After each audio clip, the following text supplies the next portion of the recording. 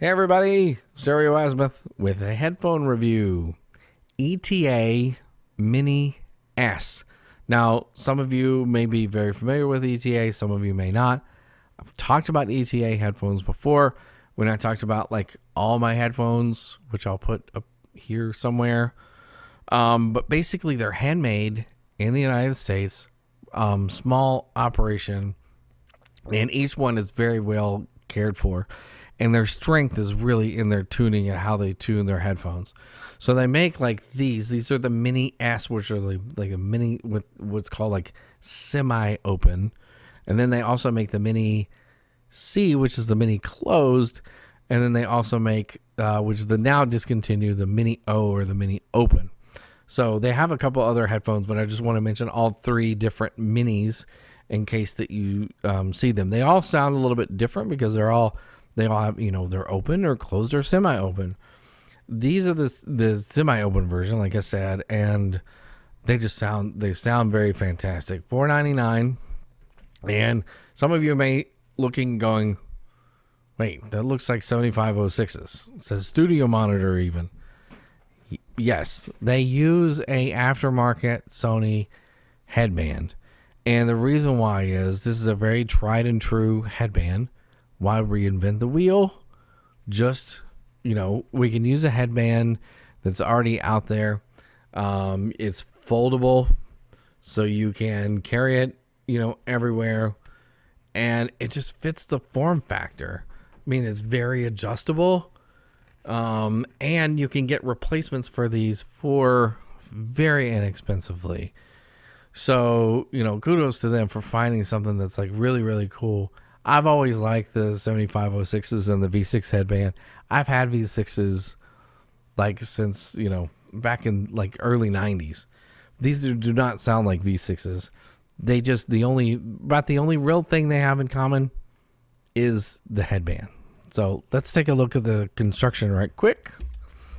So yeah, they do. I mean, it's aftermarket, so there's a little bit more padding up here. But they are about the same. They do have the blue L and the red R, which is really cool. And they do fold up and they are adjustable. So I think this is really cool that they use a new headphone, but with a headband that's already proven in the marketplace. I mean, why not? But if you look at the cups, they are different. These are 3D printed. Normally, a 7506 would also have one entry on one side for the cable, and then you go all the way around to the other side. These actually have two 1/8-inch connectors on the bottom, so you can run a variety of different cables. So if you want to run balanced, you can. They supply this Audio Ninja 1.5 meter cable, which is fantastic. I love this cable. Very well made, very great construction, very tough and durable, and it is fantastic. And even the connector, it has the extension, so you can plug it into like a phone. If you still have a phone with the jack on it, then it has the extension, so they can reach in there if you have a case or something like that. But yes. And we'll talk about phones in a second, but the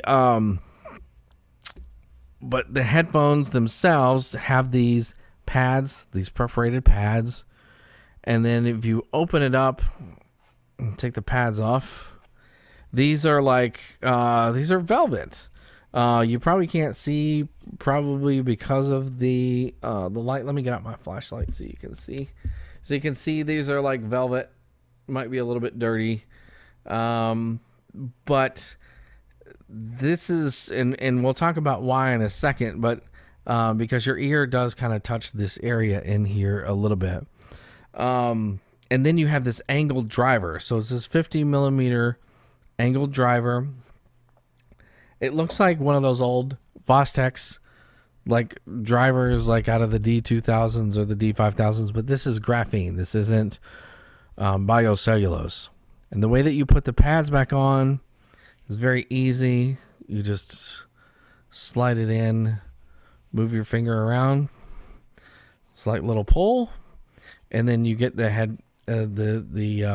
the pads back on. Now, normally also too on 7506s, like because they're using the same cups as like a 7506 or close to it. Normally, when you would put them on, it kind of feels like on-ear headphones to me. These, when I put them on, they're very lightweight, extremely lightweight. They don't weigh nearly as much as the metal 7506s or V6s. And the ear fits all the way into the headphone. They're pretty much circumaural. Now, other people that have problems with their ear touching things on the inside or have bigger ears, they may not like it as much. I never really had an issue with it, so I never really had a problem with it. But I just wanted to make sure that I mentioned that because, all of the correlations between the 7506s and V6s, but they do not sound like them at all. They 7506s, you get a little bit of, like, they're very peaky. You get a lot of top end, almost no mids, and then you get a little bit of bass at 100 hertz. They've been used for years. They're very sensitive headphones used in the studio. And the problem, one of the reasons why they're used a lot is that they're very, very sensitive. You can plug them into just about anything and you can hear, something out of them. These are almost as sensitive as those. They're 32 ohm. And you can plug them into just about anything, your phone, your computer, your laptop, and get a great sound out of them, like right from the beginning. And that's kind of the way that they were designed, is they were designed to sound great no matter what the source. Now, when you move up in source, I did find there were some the driver sounded more grippy. I got a little bit more details out of it. The bass, I got a little bit more bass extension, but I still felt like I can plug it into my phone and it still sound fantastic. I really didn't feel like I was missing a whole lot. Maybe missing some extra bass, but other than that, it still sounded fine. Speaking of bass, that's the one thing that I think is like the hugest strength of these, is that when I first plugged them in, the sound was like had this extension in the low end, this very linear extension in the bass, like it was almost planar like, and gave it that still like textures, those bass textures and things that never really bled into the mids, which is fantastic, which is what I love. The mids were a little bit pushed, especially like in the 2K region. They got a little bit breathy for me, just slightly. Not a huge amount. And then the top end just sounded very airy and open, and it almost really reminded me of open headphones. So it's almost like you get like some low end, like almost like closed low end or planers, and then you get like this open sound up at the top, which is very, very nice. I was thinking that they were gonna sound, because they were semi-open, I thought they were gonna sound a lot like other semi-open headphones that I've heard before, like Emutiques or the Denon D2000s. And then there are some other like semi-open headphones, like I mentioned before, like the Fostex THX00s. And those are a little bit more, the Fostex THX00s, they're a little bit more W-shaped. They're way more like mid-centric. When these are a little bit more like linear, I think, from lows to the highs.